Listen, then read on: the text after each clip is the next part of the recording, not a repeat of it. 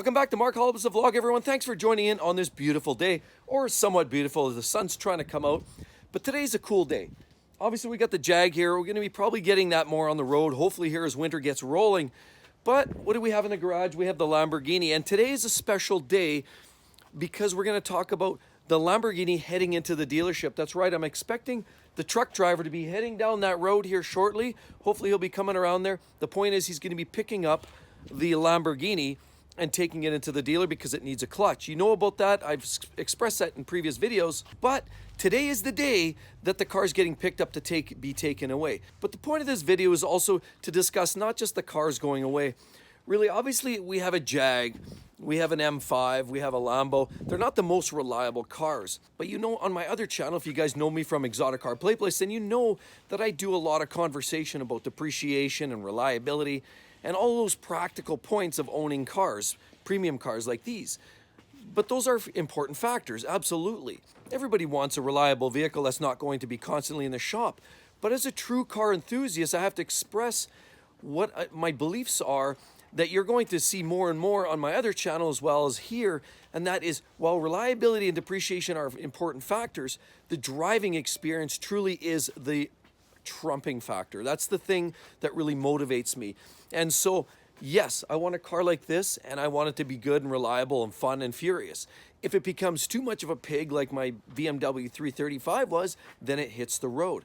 But until that point, I'm good with a few little things. The thing is, talking about reliability like I do often really is just the information to arm you with what to expect, how to prepare for those issues, how to budget for those issues, and just to better understand what you're up against when you buy one of these cars. It's not to say don't buy these cars. In most cases, buy what you like. That's always been my take, as you can tell by driving an F-Type. F-Type's not the epitome of reliability, but I would say drive what you like, and that's the point of the video. Just be prepared and armed with the facts. Now, we all know the F-Type. There's lots of discussions. I've had videos already where we talked about some of the things. You can get issues with the rattle in the supercharger. You can get rear differential oil leaks as well as failure because there's an electronic differential. You can have gasket issues around here that cause problems around the window. There's issues with these. There's no doubt about it. Lots of electrics too that can fail. The Lamborghini, we know they have weak clutches. I knew that going in, and I still bought the car because everything else is so good that it's just one of those things I have to be prepared for. So you have to budget. You have to know that it's going to be around 10 grand to fix a clutch. So that's just something I'm prepared for, but I still enjoy the vehicle. You just have to understand that there's preparation that has to be made for it, and don't go into it blindly. And that's what I'm here to talk about, is all you have to do is understand what those issues are and just be ready for it. That's all. The Lamborghini's here under wraps. I'm gonna have to get this ready to go because the driver's gonna be here any minute now, and I'm gonna start getting ready to move the Lambo, but I've gotta move the Jag first, so let's fire it up.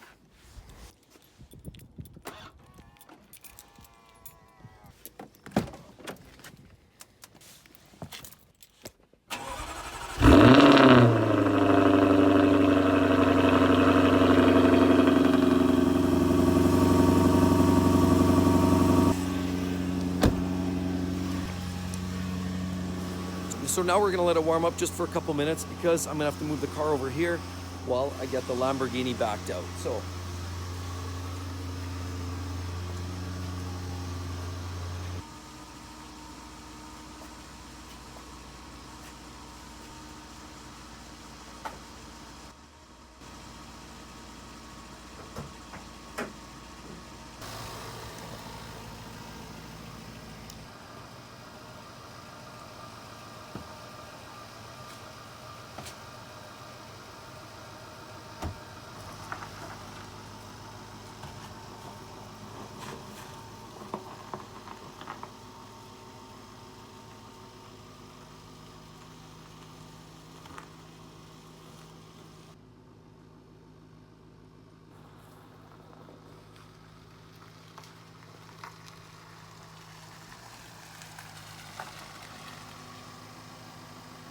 okay, so we got to disconnect a few things here first.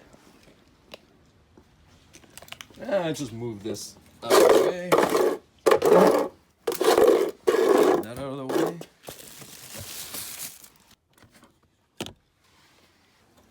All right. Close that up. Okay, here we go.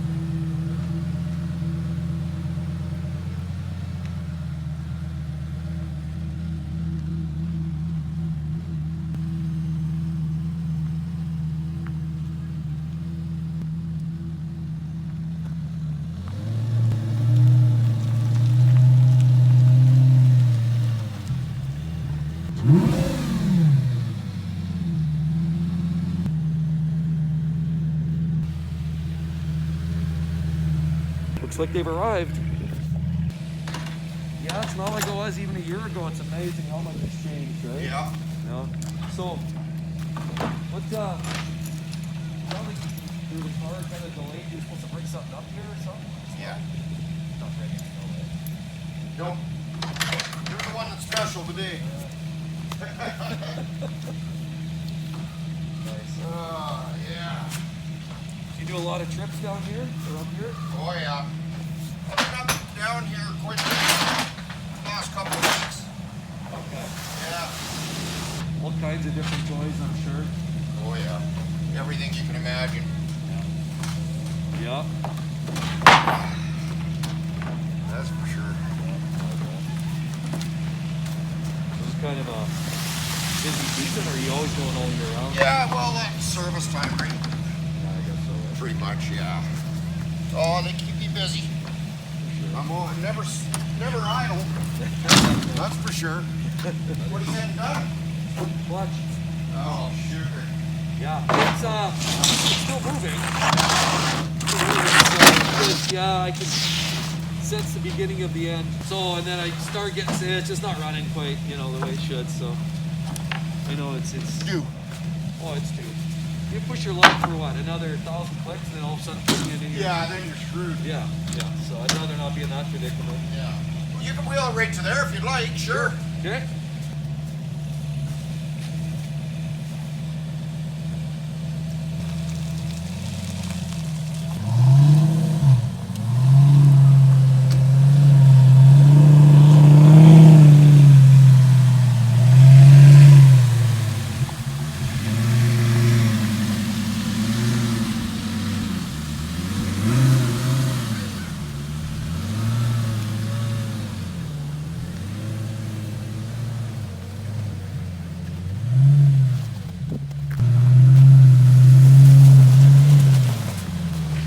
Man, this isn't your school, is it? No, not anymore. That'd be funny. I'm going to school in 30 seconds. How do you like the Jag? Oh, I love it. Yeah, it's a beautiful car, right? Oh, it's just too easy to drive fast too. Like they're great. I will be, yeah. You betcha. Okay, I'll be right back. Give me a minute. Yeah, have at her, Mark. Okay. Hey, Marcus, you can with you for now, buddy.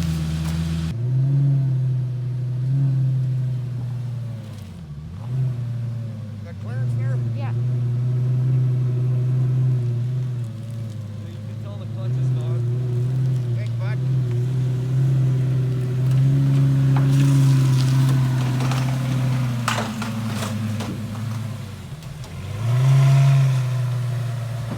That's awesome, eh? Keep going. That's an awesome trailer. Oh, it's once you get in from the side here.